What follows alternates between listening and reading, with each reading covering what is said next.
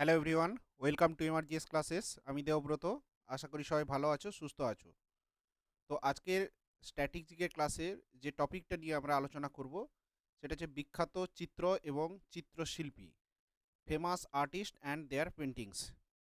সামনে মিসলেনিয়াস পরীক্ষা এবং ক্লার্কশিপ, রেলওয়ে, এসএসসি, ডাব্লিউবিপি সমস্ত পরীক্ষার জন্য কিন্তু একটা ইম্পর্ট্যান্ট স্ট্যাটিস্টিকে এখান থেকে প্রায়শই কিন্তু প্রশ্ন আসে। বিশেষত মিসলেনিয়াস ক্লার্কশিপে তো আসেই। ডাব্লিউবিপিএসসির বিভিন্ন যে পরীক্ষাগুলো হয় তার যে স্ট্যাটিস্টিকের কোশ্চেনগুলো সেখান থেকে কিন্তু একটা কোশ্চেন তুলে। বিখ্যাত চিত্র এবং চিত্রকর, ঠিক আছে।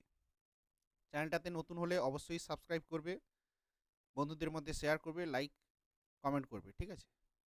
তো প্রশ্ন কীরকম হয়, একটা হয় যে একজন ব্যক্তির নাম দিয়ে বলে যে এ কোন ক্ষেত্রে যুক্ত, অর্থাৎ সঙ্গীত, চিত্রশিল্পী বা মিউজিশিয়ানস এইরকম দিয়ে দেয়।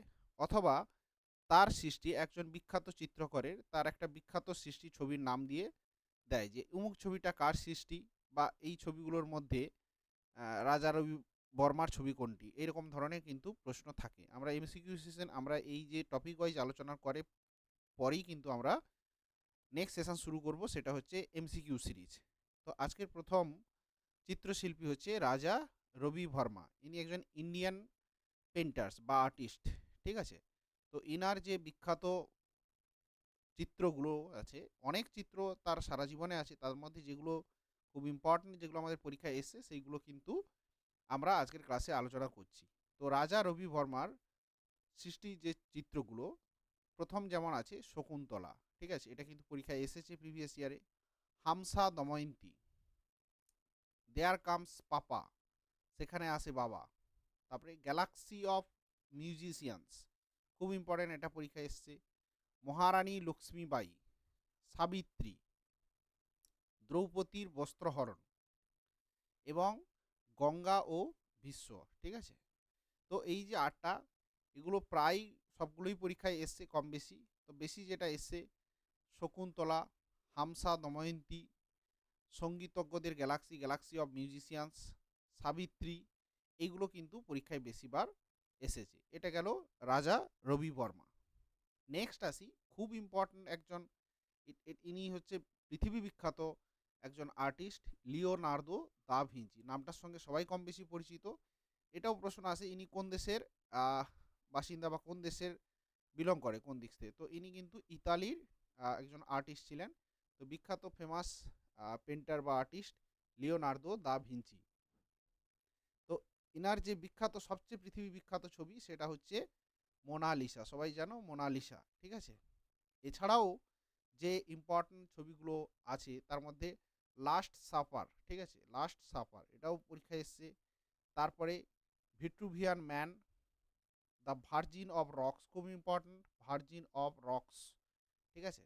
তারপরে the virgin and child with saint Anne, ঠিক আছে। Madonna of the carnation, Madonna of the carnation এটাও ইম্পর্টেন্ট। আর baptism of Christ and Ginevra de Benci, ঠিক আছে। এই ছবিগুলো কিন্তু লিওনার্দো দা ভিঞ্চির খুব ইম্পর্টেন্ট, খুব বিখ্যাত সব ছবি। তার মধ্যে সবচেয়ে বেশি important Mona Lisa, last supper, the virgin of the rocks, Madonna of the carnation, ঠিক আছে, ভিট্রুভিয়ান ম্যান, এগুলো কিন্তু ইম্পর্টেন্ট খুব। নেক্সট, এটা তো প্রচুর বার এই নামটা পরীক্ষায় এসছে আমাদের পিএসসির পরীক্ষাতে, এটা হচ্ছে পাবলো পিকাসো। পাবলো পিকাসো একজন পৃথিবী বিখ্যাত পেন্টার। তো ইনি কিন্তু স্পেন থেকে বিলং করেন, ঠিক আছে। তো ইনার যে পৃথিবী বিখ্যাত ছবিগুলো আছে তার মধ্যে যেগুলো আমাদের পরীক্ষার জন্য ইম্পর্টেন্ট, ফার্স্ট হচ্ছে গুয়েরনিকা, খুব ইম্পর্টেন্ট। তারপরে দ্য ওল্ড গিটারিস্ট, এটাও ইম্পর্টেন্ট। দ্য উইপিং ওম্যান, এই তিনটে কিন্তু খুব ইম্পর্টেন্ট। তারপরে আছে জ্যাকলিন উইথ ফ্লাওয়ার্স, ফুলের সাথে Jacqueline. Girl with a mandolin and les demoiselles d' Avignon, ঠিক আছে।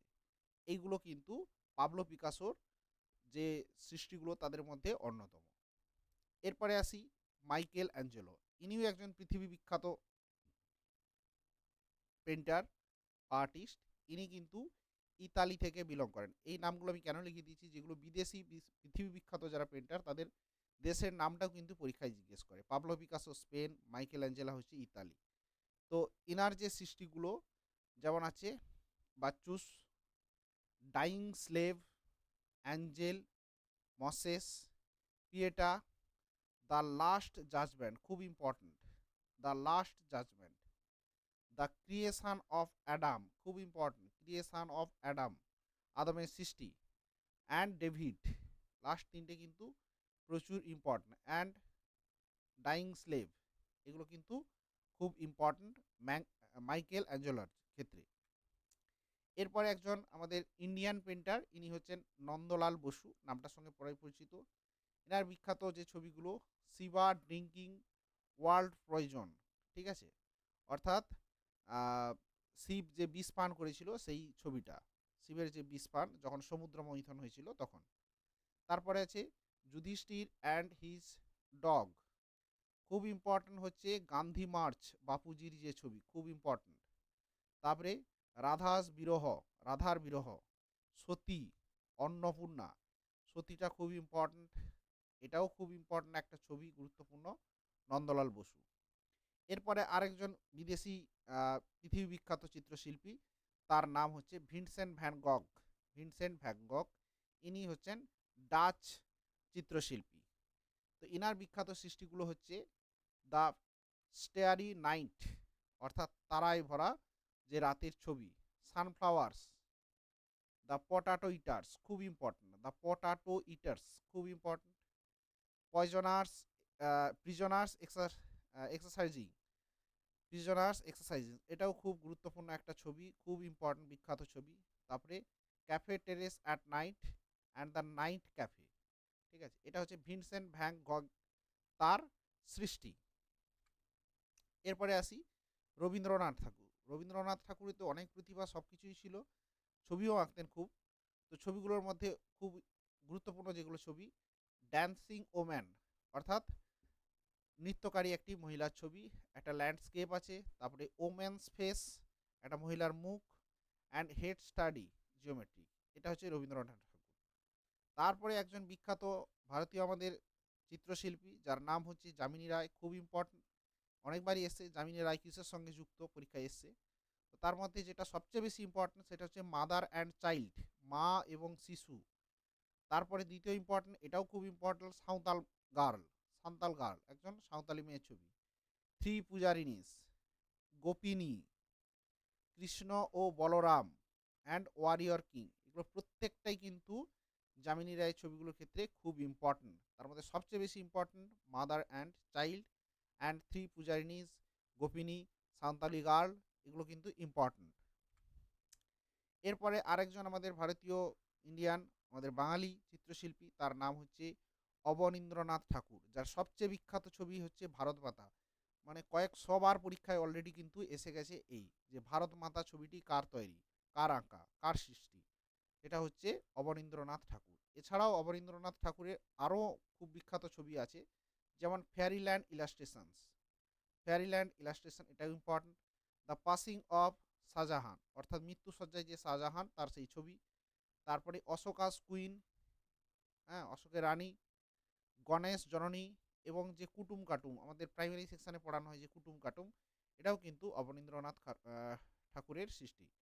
তো সবচেয়ে বেশি important Bharat Mata, fairyland illustration, the passing of Shahjahan, মৃত্যুসজ্জায় অশোকের রানী, এগুলো কিন্তু খুব ইম্পর্টেন্ট।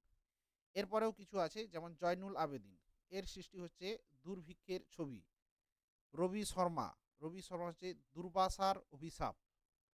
তারপরে রামকিঙ্কর বেইজ, কিসের সঙ্গে যুক্ত, এটাও পরীক্ষা অনেকবার এসছে, কলের বাঁশি ছবিটি। শুভা প্রসন্ন, বর্তমান দিনের Shuva Prasanna, icon and illusion and the owl, icon and illusion and, দ্বিতীয় ছবি হচ্ছে দ্য আউল। তারপরে গগনেন্দ্রনাথ ঠাকুরের অন্যতম সৃষ্টি আত্মার অভিযাত্রা, জমপুরি, হানাবাড়ি, ঠিক আছে, এইগুলো। হেমেন গাঙ্গুলির সৃষ্টি হচ্ছে সিক্ত বসনা সুন্দরী ছবিটির নাম। বিকাশ ভট্টাচার্যের সৃষ্টি হচ্ছে ওল্ড লেডি, ডল সিরিজ এবং ত্রিনয়নী দুর্গা, এদের সৃষ্টি এইগুলো, ঠিক আছে।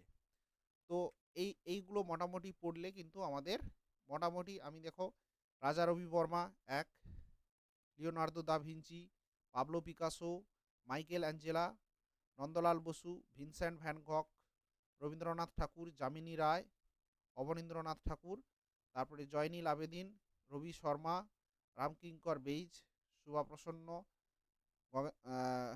গগনেন্দ্রনাথ ঠাকুর, হেমেন গাঙ্গুলি এবং বিকাশ ভট্টাচার্য। মোটামুটি 15 জন চিত্রশিল্পীর আমাদের ভারতীয় এবং তার সঙ্গে সঙ্গে বিদেশি শিল্পীদের, বিখ্যাত যে সমস্ত শিল্পী তাদের নাম এবং তাদের ছবি, এবং বিদেশিদের ক্ষেত্রে তাদের দেশের নাম, এইগুলো কিন্তু যদি পড়ে নিই, আমাদের যদি এই পেন্টার্স থেকে বা পেন্টিং থেকে যদি ছবি আসে, প্রশ্ন আসে, সেক্ষেত্রে কিন্তু আমরা একটা প্রশ্নের উত্তর করতেই পারবো। আমরা এর আগে স্ট্র্যাটেজি একটা টপিক দিয়েছিলাম, যে ভারতের বিভিন্ন অঞ্চলের পেন্টিংস, অর্থাৎ রিজিয়নের যে পেন্টিংসগুলো হয়, কোন জায়গায় কোন Madhubani painting, Saura painting, kolam painting, Kalamkari painting, এগুলো কোথায় কোথায় হয়, আমরা কিন্তু এর আগের ভিডিওটা দিয়েছি। যারা দেখোনি কিন্তু সেই ভিডিওটা গিয়ে দেখে নিতে পারো, এবং চ্যানেলটাকে অবশ্যই সাবস্ক্রাইব করবে, এবং যদি ভিডিওটা ভালো লেগে থাকে লাইক করবে, কমেন্ট করবে এবং শেয়ার করবে। ভিডিওটা শেষ পর্যন্ত দেখার জন্য অনেক ধন্যবাদ। দেখা হবে পরের ভিডিওতে। Thank you, tata.